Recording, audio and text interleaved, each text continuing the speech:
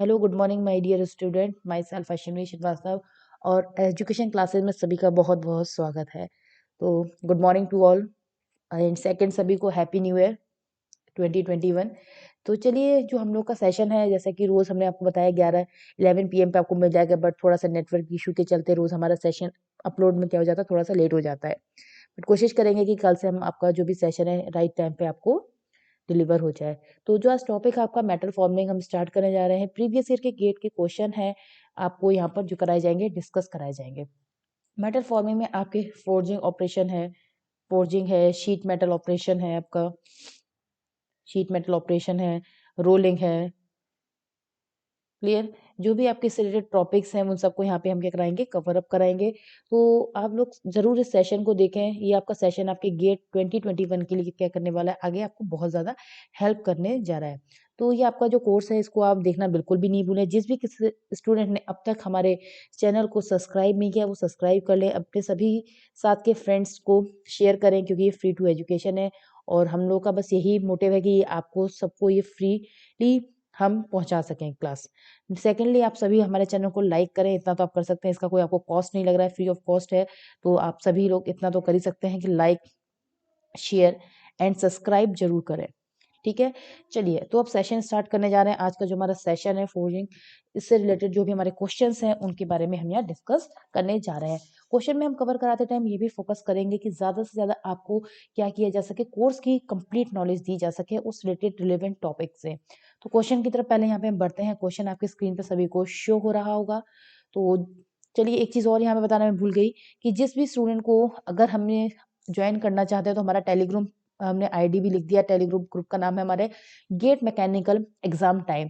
तो आप हमें टेलीग्राम पे भी ज्वाइन कर सकते हैं, इस ग्रुप को ज्वाइन कर सकते हैं। इसमें क्या होगा, आपको रिलेवेंट कोई भी अगर टॉपिक से आपको डाउट हो रहा है, क्वेश्चन या समझ में नहीं आ रहा है या क्वेश्चन में कोई प्रॉब्लम हो रही है, तो आप वहाँ पे मुझे क्वेश्चन को क्या कर सकते हैं, पिन कर दीजिए, जिससे उसका जब भी मुझे टाइम मिलेगा तो मैं आपके क्वेश्चन का क्या कर सकूंगी, वहाँ पे आंसर दे देखूंगी। नहीं तो क्या होगा, जैसे क्लास है, अच्छा क्वेश्चन है तो हम यहाँ भी इस क्लास में भी डिस्कस कर लेंगे। क्लियर? चलिए, तो क्वेश्चन की तरफ बढ़ते हैं। क्वेश्चन आपकी स्क्रीन पे है। सबसे पहले क्वेश्चन में क्या कहता है, कोल्ड शंट और इसी को दूसरा कहते हैं लैब में अकर इन प्रोडक्ट ऑब्टेन्ड बाय। अब ये कुछ टाइप के डिफेक्ट्स हैं जिनको आपको फाइंड करना है कि किस टाइप का डिफेक्ट ये है। कोल्ड शंट डिफेक्ट जो है किस टाइप के प्रोडक्ट में आपको, मतलब प्रोडक्ट में मिलता है। कास्टिंग से जो प्रोडक्ट मिलते हैं उसमें मिलता है। बी ऑप्शन कहता है फोर्जिंग में होते हैं उन प्रोडक्ट्स में मिलता है, या मशीनिंग में या वेल्डिंग में। तो सबसे पहले आपको यहाँ पर ये पता होना जरूरी है कि जो आपकी कास्टिंग है उसमें कौन कौन से डिफेक्ट होते हैं। तो सबसे पहले कास्टिंग के डिफेक्ट्स कुछ क्या होंगे, कुछ स्टूडेंट जानते भी होंगे, जैसे शिफ्ट। क्या होता है, शिफ्ट हो जाता है, और इसी को कहते हैं मिस मैच। मिस मैच कहते हैं। कुछ डिफेक्ट्स के नाम आपको लिखना है, स्वेल हो जाता है। ठीक है, नेक्स्ट आपको कुछ पता नहीं क्या होता है, ब्लू होल्स आ जाते हैं। ये कास्टिंग डिफेक्ट है। ये कई बार एग्जाम्स में गेट में कई मतलब पूछे जाते हैं, एक दो नंबर में आपको क्वेश्चन मिल ही जाएगा। Blue holes, drop, metal penetration, metal penetration हो गया आपका। Clear? Pin holes, pin holes. Clear? Shrinkage cavity, ये सब कास्टिंग है के डिफेक्ट है। Shrinkage cavity. क्लियर? मिश्रण एंड स्लैग, मिश्रण। ये आपके स्ट्रो में भी बहुत पूछे जाते हैं, डिफेक्ट के नाम आ जाते हैं और आपको यहाँ पे फाइंड करना होता है कि ये कौन से डिफेक्ट में आएगा। Slag inclusion. ठीक है, तो ये कुछ लिखे हैं और एटसेट्रा है। ये कॉमनली जो क्या है पूछे जाते हैं उन डिफेक्ट्स के बारे में, यहाँ पे उनके नाम यहाँ पर लिखे गए। ये सभी डिफेक्ट नहीं कि आप सोचें कि बस इतने ही डिफेक्ट्स होते हैं कास्टिंग में, और नंबर ऑफ लिस्ट क्या होती है, बहुत सारे होते हैं। लेकिन अभी क्या है, ये मेजर डिफेक्ट्स को हमने कंसिडर किया है जो ज्यादा से ज्यादा क्या हो रहा है एग्जाम्स में पूछे जा रहे हैं, जैसे शिफ्ट, मिश्रण, swell, bro holes, drop, metal penetration, pin holes, shrinkage cavity, मिश्रण, स्लैग इंक्लूजन। इस टाइप के डिफेक्ट्स क्या होते हैं। और कोल्ड शंट एक डिफेक्ट और है, हम यहाँ पे लिख देते हैं कोल्ड शंट। कोल्ड शट भी होता है। कोल्ड शट भी क्या होता है, इसी का एक डिफेक्ट है। ठीक है, अगर हम फोर्जिंग की बात करें तो फोर्जिंग के कौन कौन से डिफेक्ट होते हैं बताइए। Anfield section, Anfield, Anfield section, मतलब अगर आप फोर्जिंग कर रहे हैं तो कोई सेक्शन ऐसा रह जाएगा जहां पे फिल नहीं होगा। सेकंड इसमें आता है cold shunt, cold shut, scale pits, scale pits. Scratch से जनरेट हो जाते हैं, डाई शिफ्ट हो जाती है, उससे जनरेट होते हैं क्रैक्स, डाई शिफ्ट हो जाएगी। जैसे अगर आप क्या कर रहे हैं, प्रेशर डाई, फ्लेक्स आते हैं, फ्लेक्स, ठीक है। Improper grain flow, improper grain flow, क्या है, फोर्जिंग कर रहे हैं अपने दो मेटल के बीच में, क्या करेंगे, हीट जनरेट होगी तो क्या हो जाएगी, ग्रेन का क्या हो जाएगा, इम्प्रॉपर हो जाएंगे। सरफेस क्रैकिंग जनरेट हो जाएगी, अगर सरफेस स्मूथ नहीं है डाई के तो आपके कहेंगे फोर्जिंग में सरफेस क्रैकिंग भी आ जाएगी, या सरफेस क्या हो जाएगी, रफनेस आ जाएगी, surface cracking. Residual stress generate हो जाएगा, ये भी बहुत इंपॉर्टेंट है, कई बार पूछ लेता है कि which type of defect residual stress generate. Residual stress एक डिफेक्ट है, ना कि कोई स्ट्रेस टाइप का, ये डिफेक्ट है जो कि फोर्जिंग में होता है, और ये बहुत ज्यादा एग्जाम में पूछा जाता है, तो इसे कहते हैं रेजिडुअल स्ट्रेस। तो स्टूडेंट को काफी कंफ्यूजन होता है इस स्ट्रेस को लेके कि ये क्या कोई स्ट्रेस है या कोई इस तरह की वैल्यू है जिसे हमें क्या करना है, फाइंड करना है। ये ऐसी कोई वैल्यू नहीं है जिसे हमें फाइंड करना है, या कोई ऐसा न्यूमेरिकल डेटा नहीं है जिसे हम न्यूमेरिकली निकालना है। ये एक तरीके का डिफेक्ट है जो आपका किसमें जनरेट होता है, फोर्जिंग में जनरेट होता है। क्लियर। एक होता है improper forging penetration, improper forging penetration, ठीक है। तो ये कुछ क्या है, डिफेक्ट्स हैं जो जनरेट होते हैं फोर्जिंग में, और भी बहुत सारे हैं, लेकिन जो मोस्टली आपको पूछे जा रहे हैं वही मैंने कहा यहाँ पे मैं उन, ये ऐसा नहीं कि इतने ही सिर्फ डिफेक्ट्स होते हैं, नंबर ऑफ डिफेक्ट्स होंगे इससे भी ज्यादा होते हैं, लेकिन ये क्या है, बहुत कॉमनली आपके हर एग्जाम्स में पूछ लिए जा रहे हैं, ठीक है। जैसे बताया रेजिडुअल स्ट्रेस, ये भी गेट में एक बार क्वेश्चन आया है, शायद 2019 में क्वेश्चन आया है ये, तो वहां पे रेजिडुअल स्ट्रेस के बारे में फाइंड करने के लिए पूछा था कि किस टाइप के डिफेक्ट में आता है। तो ये आप याद रखें, ये आपका क्या है, एक फोर्जिंग डिफेक्ट है, जो आपको क्या मिलता है, फोर्ज करते हैं जब मेटल, तब आपको फाइंड होता है। क्लियर। मशीनिंग की बात कर लेते हैं। अब मशीनिंग डिफेक्ट्स, अब मशीनिंग डिफेक्ट ऐसा नहीं कि कुछ ही डिफेक्ट्स हम यहाँ पे डिस्कस करेंगे, मशीनिंग्स तो कई सारे ऑपरेशन होते हैं, ड्रिलिंग हो गया, मशीनिंग, मिलिंग हो गई, आपकी शेपर, प्लेनर, ये सब मशीनिंग है, लेकिन सब में क्या होंगे, अलग अलग डिफेक्ट्स होंगे, और अलग अलग क्या जनरेट होंगे, बहुत सारे डिफेक्ट, लेकिन एक कॉमन डिफेक्ट हम बता दे रहे हैं जो क्या होती है, नॉर्मली हर मशीन में जनरेट होता है, जिससे सरफेस डिफेक्ट की बात कर ले हम लोग। सरफेस डिफेक्ट, कोई भी मशीनिंग को सरफेस स्मूथ कर रहा है तो सरफेस जनरेट होगा, ब्रेकआउट हो जाएगा, ब्रेकआउट। क्लियर। होल्स डिग, होल हो जाएंगे, डिग हो जाएंगी, डिंग, ठीक है। स्ट्रैकिंग हो जाती है, स्ट्रैकिंग, लाइन लाइन पड़ जाती है, फेस कट हो जाते हैं, फेस कट। क्लियर। स्प्लाइंस हो जाती हैं, ठीक है, वो व्हील्स होता है उससे स्प्लाइन से, चैटर, ये तो बहुत ज्यादा आप यूज ही करेंगे, आपके चैटर जनरेट होते हैं, ब्लो कट होंगे, ब्लो कट्स, ठीक है। एंड जट मेटल्स, जट मेटल, ठीक है। ये बहुत सारे अलग अलग मशीनिंग के लिए होंगे, ये नहीं कि सिर्फ एक हम मशीनिंग की बात कर लें, ये आपकी किसी भी मशीनिंग में मिल सकते हैं, कोई आपके ड्रिलिंग में भी होंगे, कुछ आपके मिलिंग ऑपरेशंस में भी होंगे, आपके शेपर प्लेनर हो गए, इस टाइप के जो भी ऑपरेशन परफॉर्म होंगे उन सब में डिफरेंट मशीनिंग में आपको ये फाइंड आउट हो जाएंगे। अब वेल्डिंग की बात कर लें, वेल्डिंग डिफेक्ट्स भी होते हैं कुछ, तो वेल्डिंग डिफेक्ट्स पता ही होंगे आप सभी को माय डियर स्टूडेंट, कौन कौन से होते हैं, ये तो आप बहुत कॉमनली भी पता होंगे, जैसे क्रैक वेल्डिंग में, ठीक है, डिस्टॉर्शन, डिस्टॉर्शन होता है वेल्डिंग में, ठीक है, इंक्लूजन, ये तो कॉमन डिफेक्ट है, देखिए हम वही कह रहे हैं, हम क्या कर रहे हैं, बहुत ही कॉमन डिफेक्ट्स को क्या कर रहे हैं, लिखा रहे हैं, ठीक है। Lack of fusion and incomplete penetration, lack of fusion हो सकता है इसमें, ठीक है, and incomplete penetration, incomplete penetration हो सकता है। क्लियर। लेमिनार टीयरिंग या अंडरकट भी कह सकते हैं, अंडरकट भी होता है, ठीक है। तो ये कुछ डिफेक्ट्स हैं जो कॉमनली आपके हर एग्जाम से पूछे जाते हैं, चाहे वो इसरो का एग्जाम हो, गेट का एग्जाम हो, ईएससी की प्रिपरेशन कर रहे हैं, तो ये क्वेश्चन सिर्फ क्वेश्चन है, ये बहुत ही इंपॉर्टेंट यहाँ पे क्वेश्चन दिया है, कंसेप्चुअल क्वेश्चन भी है और काफी आपका इंपॉर्टेंट क्वेश्चन भी है, तभी हमने कहा था कि कोई भी चीज ऐसा नहीं है कि यहाँ पे छोटी छोटी कराइए। तो अब इसने क्या पूछा, आपको कोल्ड शंट के बारे में पूछा कि कोल्ड शंट किसका डिफेक्ट है। तो देखिए कोल्ड शंट आपको किस में आ रहा है, सबसे पहले कास्टिंग डिफेक्ट की अगर यहाँ पे बात करें तो कास्टिंग में भी क्या होता है, कोल्ड शंट आ रहा है, ये रहा, ये आपका कोल्ड शंट दे रखा है यहाँ पर, और दूसरा किस में आ रहा है, फोर्जिंग में भी क्या होता है, कोल्ड शंट आ रहा है। तो कोल्ड शंट एक ऐसा डिफेक्ट है जो आपका किसमें, कास्टिंग और फोर्जिंग दोनों में क्या होता है, जनरेट होता है, ठीक है। इसी टाइप से एक और वर्ड आता है हॉट टीयरिंग के बारे में, कुछ हॉट टीयरिंग क्या होते हैं, आपके कास्टिंग में भी होते हैं और आपके क्या होते हैं, दूसरे प्रोसेसेस में भी जनरेट होते हैं।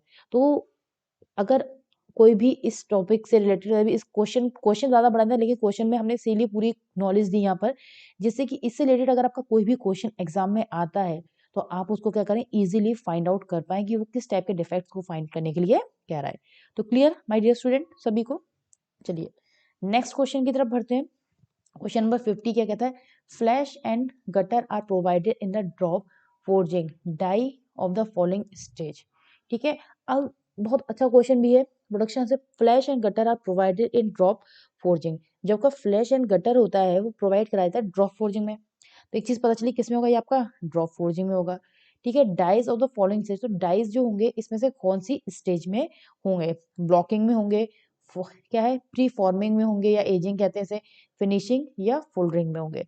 तो जब आप इस टाइप से इसको करेंगे तो आपको पता होना चाहिए कि किस डिफेक्ट में फाइंड होगा। तो अब आप बताइए किस में होगा, तो ये होगा फिनिशिंग ऑपरेशन में, कि जब आपका प्रोडक्ट बन जाता है, सपोज कीजिए ये आपकी कोई डाई है, ठीक है, यार थोड़ा सा हम डिजाइन इसका कट कर लेते हैं, कुछ इस तरीके की आपकी डाई हम कह रहे हैं। ठीक है, ये डाई हो गई आपकी, इसमें आपने क्या किया, कोई कास्टिंग, ओ सॉरी, कोई फोर्जिंग मटेरियल इसमें फिल रखा हुआ है, इसमें आपने क्या किया करा। जो एक्सेस ऑफ मटेरियल होता है, क्या होता है, एक्सेस ऑफ मटेरियल की अगर हम बात करते हैं तो सबसे पहले किस में आता है, फ्लैश में जाता है। पहले क्या होता है, फ्लैश होता है यहाँ पे, तो वहां पे कलेक्ट हो जाता है। जब वो फ्लैश पूरा फुल आउट हो जाता है तो फिर वो किस में जाता है, गटर में जाता है। किस में आता है, आपका गटर में फिल होता है। ठीक है, किस में आएगा, आपका गटर में जाएगा। ठीक, तो ये आपको समझ में आ गया। तो इसका ऑपरेशन कौन सा हुआ, flash and gutter provided in the drop forging dice किस में होंगे, फॉलोइंग स्टेज आपके आपके फिनिशिंग स्टेज में होंगे। किस स्टेज में बेटा, आपके फिनिशिंग स्टेज से राइट आंसर। क्लियर हो गया सभी को। ब्लॉकिंग भी नहीं होगा आपका, परफॉर्मिंग यानी कि एजिंग भी नहीं होगी, और आपकी फोल्डरिंग भी नहीं होगी। क्लियर सभी को। चलिए बहुत बढ़िया। चलिए नेक्स्ट क्वेश्चन पे चलते हैं। क्वेश्चन नंबर नेक्स्ट आपके स्क्रीन पे सभी को शो हो रहा होगा। दे रखा है a lever having 90 degree bend is to produce by drop forging. ठीक है, क्वेश्चन में लिवर हैविंग 90 डिग्री बेंड, आपका एक लिवर है जो कि आपका 90 डिग्री तक क्या है, बेंड है, प्रोड्यूस कर रहा है by drop forging using a mild steel bar has a raw material, the various operation to be perform on it during the forging forging सबसे पहले P cutting, blending, R fullering, S blocking, या से और इसको क्या कहते हैं blocking cum finishing, या टी कह रहा है edging. The correct sequence performing operation is, जब भी आप इस तरीके के ऑपरेशन परफॉर्म कर रहे हैं तो आपका सीक्वेंस क्या होगा, ये आपको क्या करना है, फाइंड करना है। तो फाइंड करने के लिए आपको क्या है, ऑपरेशंस पता होने चाहिए कि इनका सीक्वेंस क्या होगा। तो सीक्वेंस में क्या होगा, सबसे पहले आप याद रखें कि सबसे पहले क्या होती है, फोल्डरिंग होती है। क्या होती है, फोल्डरिंग होती है। फोल्डरिंग के बाद क्या होती है, आपकी एजिंग होती है। क्या होती है, आपकी एजिंग होती है। फोल्डिंग के बाद एजिंग, एजिंग के बाद क्या करते हैं, आप उसको बेंड करते हैं, बेंडिंग होती है। और बेंडिंग के बाद क्या होती है, आपकी ब्लॉक बनते हैं, ब्लॉकिंग होती है। एंड ब्लॉकिंग के बाद आपका क्या होता है, कटिंग होती है, एंड देन ट्रिमिंग होती है। कटिंग के बाद क्या होती है, आपकी ट्रिमिंग या फिनिशिंग। इसको ट्रिमिंग होगी यहाँ पर, इसके बाद या फिनिशिंग होगी। तो ये आपके टोटल कितने हो गए, 5 6 7 7 ऑपरेशन होते हैं यहाँ पे। आपको कितने बताए हैं, 5 बताए हैं। ये आपके 7 ऑपरेशन होते हैं टोटल, अगर हम बात करते हैं तो 7 ऑपरेशन डन किए जाते हैं फोल्डिंग में। तो ये आपका सीक्वेंस है। अब सीक्वेंस को अगर हम लगा लें, सबसे पहले फोल्डिंग की बात कर रहे हैं, तो फोल्डिंग किस में आ रहा है, आर।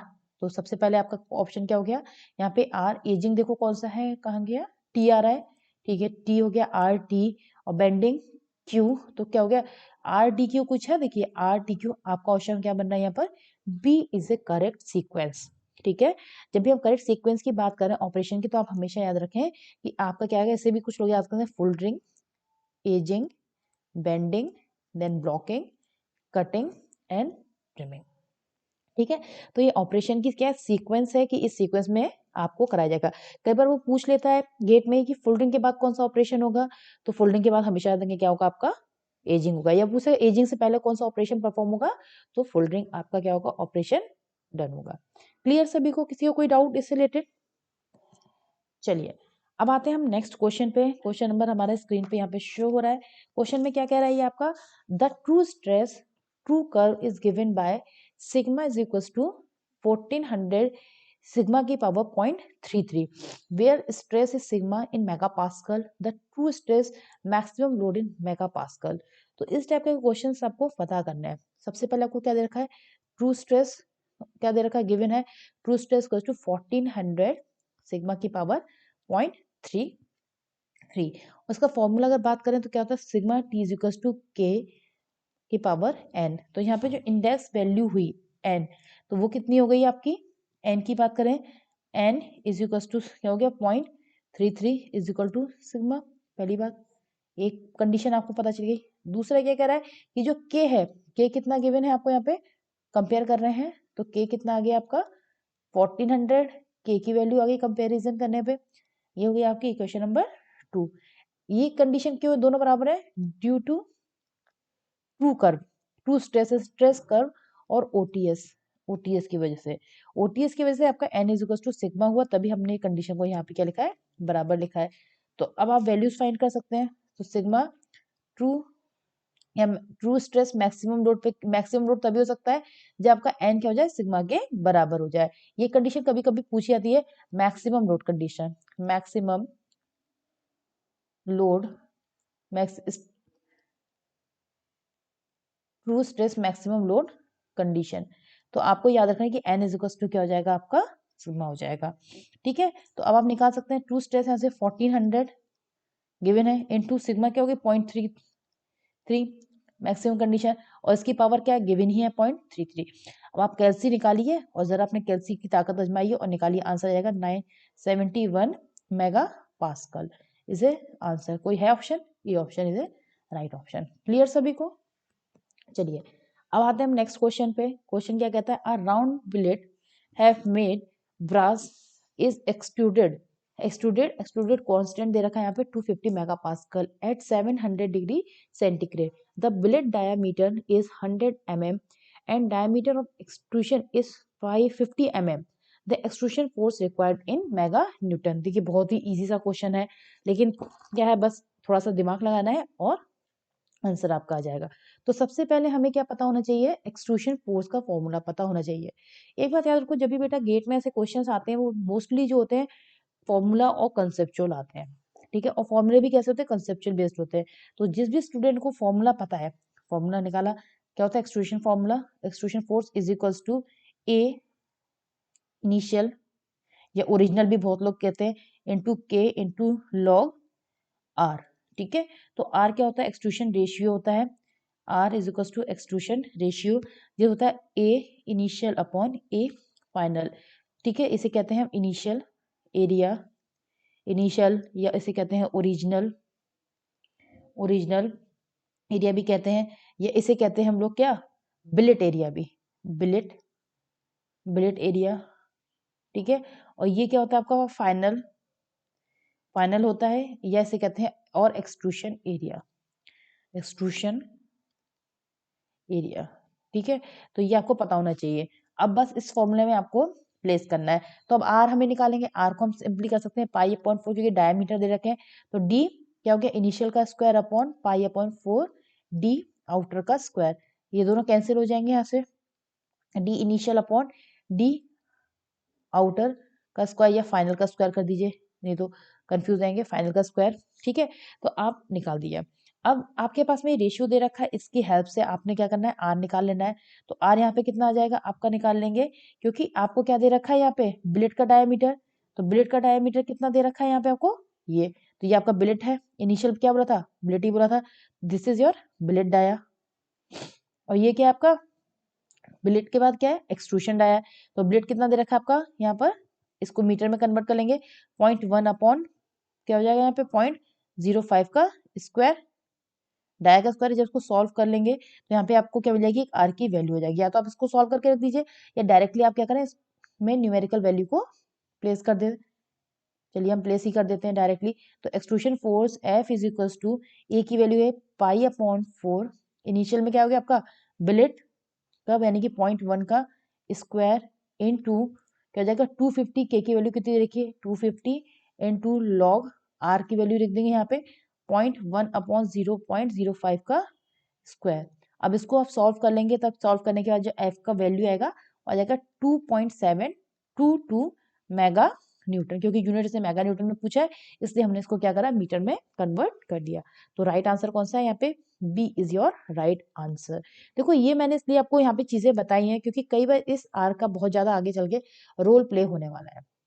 जो आर है आपका रिडक्शन रेशियो या एक्सट्रूशन रेशियो, इसको कुछ भी बोलते हैं, ठीक है। इसको कहते हैं हम रिडक्शन रेशियो, इसको कह सकते हैं हम रिडक्शन रेशियो, और क्या कह सकते हैं हम लोग इसे, रिडक्शन रेशियो या एक्सट्रूशन रेशियो। इसको रुकिए 1 मिनट, यहाँ पे हम लिख ही दे रहे हैं रब करके। चलिए, ये हम लिख देते हैं extrusion ratio, this is your extrusion ratio. अब इसकी वैल्यूज भी वेरी करती हैं अलग अलग, वो एक आगे क्वेश्चन आएगा उसमें हम क्या करेंगे, इसको और क्लियर कर देंगे। क्लियर सभी को क्वेश्चन नंबर। चलिए नेक्स्ट क्वेश्चन, इजी क्वेश्चन है, 54 यहाँ पर दिखा रहा है स्क्रीन पे। Consider the following statement in comparison और hot working and cold working. ये तो आप जल्दी बता देंगे। A option, higher force are required, no heating is required, less ductility is required, better surface finish obtained, which is correct statement given above the correct। Simple सी बात comparison बताना है hot working and cold working में। तो hot working में आपको क्या है पता होना चाहिए कि क्या क्या कंडीशन होती हैं। तो हॉट वर्किंग क्या होता है, हायर फोर्स रिक्वायर्ड होता है। कोल्ड वर्किंग में सबसे पहले क्या होता है, कोल्ड वर्किंग में क्या कह रहा है, क्या क्या चीज होंगी, तो कोल्ड वर्किंग में क्या होगा, हायर वर्क होगा। सेकंड, नो हीट रिक्वायर्ड होगी, इसमें हीट रिक्वायर्ड नहीं होगी। और क्या कह रहा है आपके पास में, नेक्स्ट आपका कहता है बेटर सरफेस फिनिश होगा। डक्टिलिटी की बात करें तो लेस नहीं होती है, इसकी डक्टिलिटी क्या होती है, मोर डक्टाइल होता है, मोर डक्टाइल होगा। क्योंकि कोल्ड वर्किंग हो रही है तो अगर मटेरियल आपका डक्टाइल नहीं है तो आप उसकी कोल्ड वर्किंग नहीं कर सकते हैं, क्योंकि ब्रेक हो जाएगा। ठीक है, तो इसकी स्ट्रेंथ क्या होती है, बेटर होती है कोल्ड वर्किंग की कंपेयर टू हॉट वर्किंग की। मगर सरफेस फिनिश की बात करें तो हॉट वर्किंग की सरफेस फिनिश क्या होती है, बेटर होती है। टाइम कंज्यूमिंग भी क्या होता है, प्रोडक्ट का कम होता है। तो इसलिए हम क्या करते हैं, हॉट वर्किंग करते हैं बेटर सरफेस फिनिश के लिए।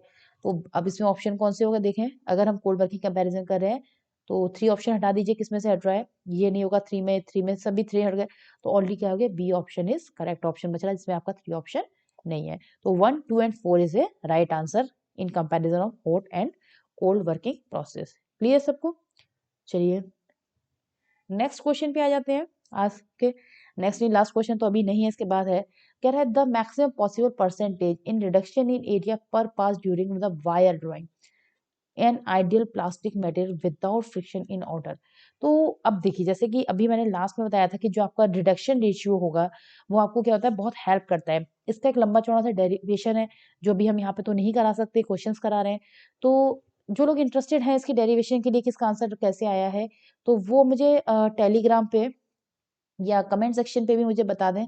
तो इसकी एक इंडिविजुअल मैं वीडियो बना के इसमें अपलोड कर दूंगी, जिससे कि आपको हेल्प मिल सके, जिससे आपको पता चल जाए कि इसका आंसर कैसे आ रहा है। ठीक है, तो अभी हम फिलहाल इसके आंसर फोकस करते हैं। फोकस क्या कह रहा है, maximum possible reduction area per पास पूछ रहा है during the wire drawing in ideal condition. तो आइडियल कंडीशन के लिए हमेशा याद रखेंगे कितनी है, 63 होती है। कितनी होती है, 63% होता है एरिया रिडक्शन, यानी कि आर की जो हम बात कर रहे हैं।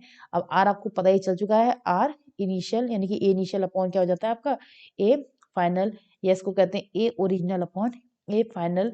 या बहुत सी बुक में ए ब्लेड भी दे रखा होगा, ए ब्लेड अपॉन ए एक्सट्रूशन एरिया। इन सब का जो रेशियो हम सॉल्व करते हैं, कैलकुलेट कर लेते हैं, तो वो आपका निकलेगा ये। और अगर हम रिडक्शन ऑफ एरिया की बात करते हैं, कई बार वो रिडक्शन ऑफ एरिया भी पूछ लेता है, रिडक्शन ऑफ एरिया। तो रिडक्शन ऑफ एरिया को स्मॉल आर से रिप्रेजेंट करेंगे, और वो होता है 1 minus A final upon A original. ठीक है, तो आप इन दोनों फॉर्मूले को जरा बेटा माइंड में रखेंगे, ये रिडक्शन एरिया होता है और ये क्या होता है, एक्सट्रूशन रेशियो होता है। ठीक है, तो ये वैल्यूज पता होनी चाहिए, इसकी वैल्यू 67 आ जाए, वो 63% होती है, या अगर ये पॉइंट में पूछेगा तो 0.63 आ जाएगी। ठीक है, और ये क्वेश्चंस पूछे भी आते हैं, लोग कंफ्यूज होते हैं, तो आप इसको माइंड में रख लीजिए, ये डायरेक्टली आप इसको टिक कर देंगे। क्लियर। चलिए, तो अब आपका ये क्या आज का लास्ट क्वेश्चन है। ठीक है, आज थोड़ा सा न्यू ईयर की वजह से हमने क्वेश्चंस भी कम डाले हैं, और कोई नहीं। In a rolling process thickness of strip is reduce from 4 to 3 mm using a diameter 300 rolls rotating at 100 rpm. The velocity of strip in meter per second at the neutral point. Neutral point क्या करें, एक आपका rolling है, role आपके पास में क्या है, कोई वर्क पीस है, इस तरीके से हमने क्या दिया, वो आपका वर्क पीस है। उसके बाद क्या है, क्योंकि थोड़ा सा ड्राइंग अच्छी नहीं हो पाई, रुकिए मैं सोच रहा अच्छे से बना ही देती हूँ, आज मेरा ही मन कर रहा है अच्छी अच्छी ड्राइंग बनाने का। ये आपके रोल हो गए। ठीक है, इन रोल का डायमीटर कितना कह रहा है वो, 300 mm है, दोनों का डाया। ये वर्क पीस है आपका, ठीक है। और ये जब चिप इस वर्क की थिकनेस जब रिड्यूस हो रही है, तो इनिशियल में इसकी थिकनेस कितनी है, 4 mm है। बाद में इसकी थिकनेस कितनी हो जा रही है आपकी, 3 mm थिकनेस हो जा रही है। क्लियर। और जो ये रोल आपके रोटेट कर रहे हैं, जब ये आपके रोल रोटेट कर रहे हैं तब इनकी वेलोसिटी कितनी है, कह रहा है 100 कह रहा है यहाँ पर, कितनी है, 100 आरपीएम से ये रोटेट कर रहा है। क्लियर। तो एट द न्यूट्रल पॉइंट, अब एक न्यूट्रल पॉइंट क्या होता है, जब दोनों आपके रोल्स क्या होते हैं, सेम वेलोसिटी से क्या कर रहे होते हैं, मूव कर रहे होते हैं। यानी कि इसकी जितनी इस तरीके से वेलोसिटी है, इसकी उतनी ही अपोजिट वेलोसिटी होगी। तो एट दिस पॉइंट क्या होती है, ये होता है आपका न्यूट्रल पॉइंट होता है, न्यूट्रल पॉइंट होता है। तो उसी पे वो क्या कह रहा है, वेलोसिटी पूछ रहा है, किसकी, वेलोसिटी ऑफ स्ट्रिप। तो वेलोसिटी स्ट्रिप की क्या होगी, जो आपके रोल्स की वेलोसिटी होगी, न्यूट्रल पॉइंट पे ध्यान रखिएगा, जो आपके रोल्स की वेलोसिटी होगी वही बेटा क्या होगी, आपकी स्ट्रिप की वेलोसिटी होगी इस पॉइंट पे। क्योंकि जो स्ट्रिप इसके अंदर जा रही है यहाँ से, तो वो इसी न्यूट्रल पॉइंट से पास होगी, और जो वेलोसिटी ये इसको देंगे वही वेलोसिटी क्या हो जाएगी, इस स्ट्रिप को यहाँ पर आपके मिल जाएगी। तो यहाँ पे होती है आपकी क्या, न्यूट्रल वेलोसिटी मिलती है। न्यूट्रल पॉइंट पे क्या मिलेगी आपकी, न्यूट्रल। कभी कभी ये थियोरेटिकल भी पूछ लिया जाता है कि आपको वो क्या करेगा, वेलोसिटी देगा कि at a neutral point velocity is given 2 metre per second. ठीक है। तो वो क्या पूछेगा, स्ट्रिप की वेलोसिटी बताइए। तो आप सिंपल से बताएंगे, अगर 2 मीटर पर सेकेंड आपको वो गिवन है तो वही सेम क्या होगी, आपकी स्ट्रिप की वेलोसिटी होगी। तो अब आपको क्या करना है, इन व्हील्स की आप वेलोसिटी निकालेंगे। तो v इज इक्वल टू वही सिंपल फॉर्मूला, पाई डी एन अपॉन 60। यही निकलेगी व्हील्स की वेलोसिटी, जो रोल्स हैं। तो रोल का पाई, और डी कितना दे रखा है आपको, 300 mm। तो उसको मीटर में कन्वर्ट कर लेंगे, -3, क्योंकि आपसे किसे पूछा है, मीटर पर सेकंड में पूछ रहा है। इनटू एन कितना दे रखा है आपको, 100 डिवाइडेड बाय 60। तो यहाँ से v कितना आ गया बेटा आपका, सॉल्व करेंगे 1.57 मीटर पर सेकेंड। क्लियर सबको क्वेश्चन। ठीक है। तो आज का सेशन यहीं पे हम कंप्लीट करते हैं। नेक्स्ट सेशन कल आपको फिर मिल जाएगा। और माय डियर स्टूडेंट, जिस किसी ने अब तक हमारे चैनल को लाइक नहीं किया तो बेटा सभी लोग हमारे चैनल को लाइक कर लें। ज्यादा से अपने सभी को शेयर करें हमारे चैनल को, क्योंकि देखो बेटा, जितना आप लोग शेयर करेंगे हमारे चैनल को, हम लोग को भी इतना मोटिवेशन मिलता है, और उससे क्या होगा, हम ज्यादा से ज्यादा वीडियो आपके लिए ला पाएंगे। ठीक है। और सब्सक्राइब कर लीजिए बेटा, क्योंकि कोई भी क्लास हम नहीं चाहते कि आपकी मिस हो। ठीक है। और गेट के लिए आप प्रिपेयर कर रहे हैं तो आपके पास 1 मंथ ही है, तो आप इसको सभी क्लासेस हमारी क्या करें, स्टडी करें, अच्छे से क्लास लें। ठीक है। Thank you for watching me.